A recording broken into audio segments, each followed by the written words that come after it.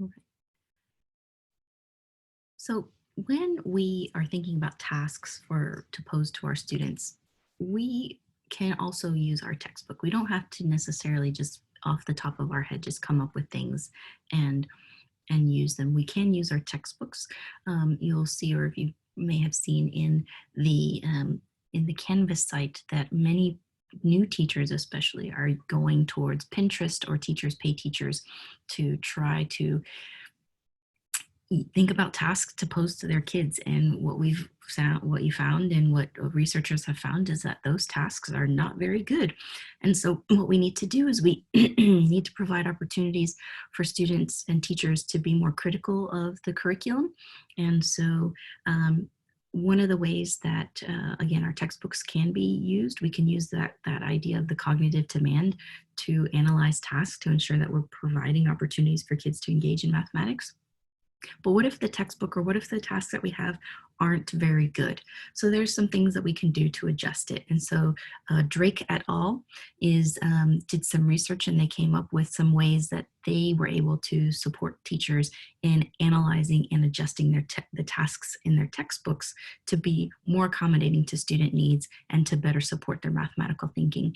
And so what they did is they found that there's really these three steps, and their three steps are in the readings for this week. There's an article that they wrote.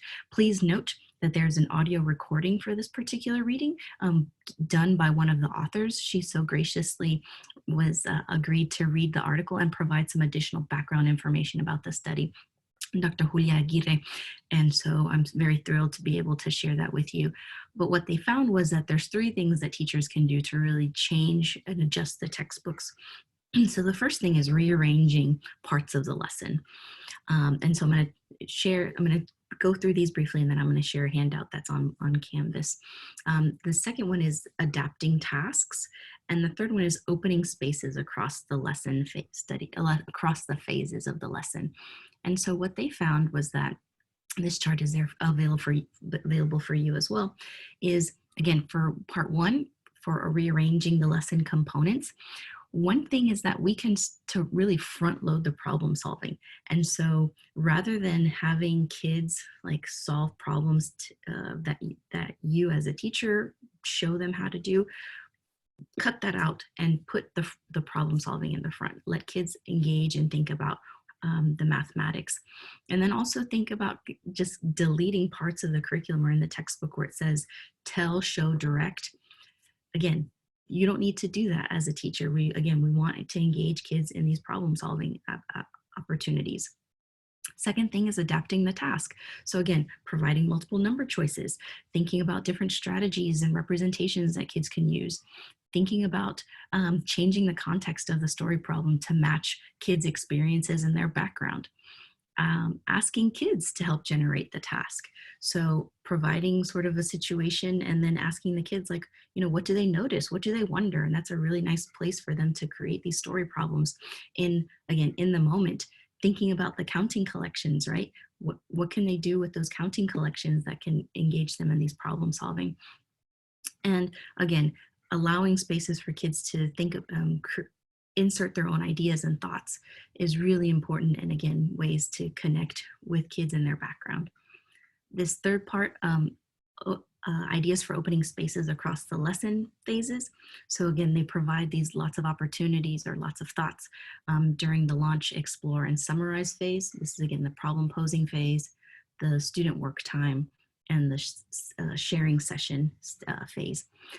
And again, this is very similar to some of the things that we've already talked about. Provide spaces for kids to share their ideas and think about what they notice and bring in, photos and videos and things from their home to make that connection as well is really important. And then maybe you can pose problems based on those artifacts that they bring in from their home. During the exploring phase, asking kids to share and solve the problem multiple ways and thinking about where they are and how we can build upon those ideas. And then also for the summarize phase, again, that importance of having kids compare and contrast those different strategies is really important. And thinking about how the real world considerations that these solutions may have. So again, so these are just some ways that you can support kids in their thinking and using the curriculum that you have to support kids thinking and building off of their knowledge and what they have.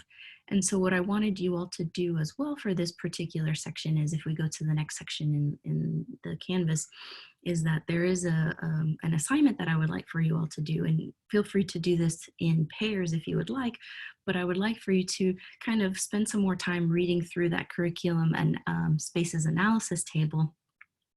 And what I would like for you to do is to think about your own curriculum if you teach mathematics, or there's a lesson here that I have that you can analyze, and thinking about what in the task that you have supports kids, and how does it help them to make sense of the mathematics.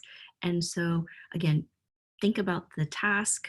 Does it have high levels of tasks? So there's a particular analysis curriculum page here that I'd like for you to think about.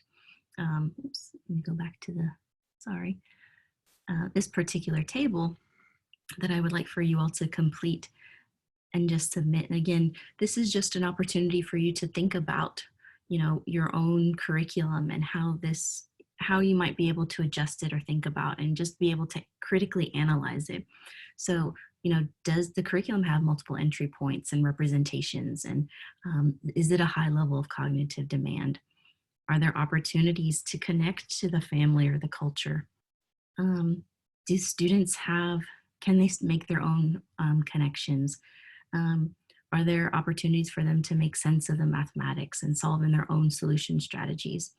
So what I'd like for you to do is sort of just take some time to look through your one lesson, not the whole book or anything like that, just one lesson, and kind of reflect on some of these different aspects, and then what could be some possible adaptations that you can make. So thinking about that previous chart, so how can you perhaps front load some of the problem solving, and what kinds of adaptations can you make overall? So again, spend some time just going through one particular lesson and let me know your thoughts on that. And then I'd like for you all to upload this by next Sunday as well. So again, if you have any questions, please feel free to let me know. Thanks.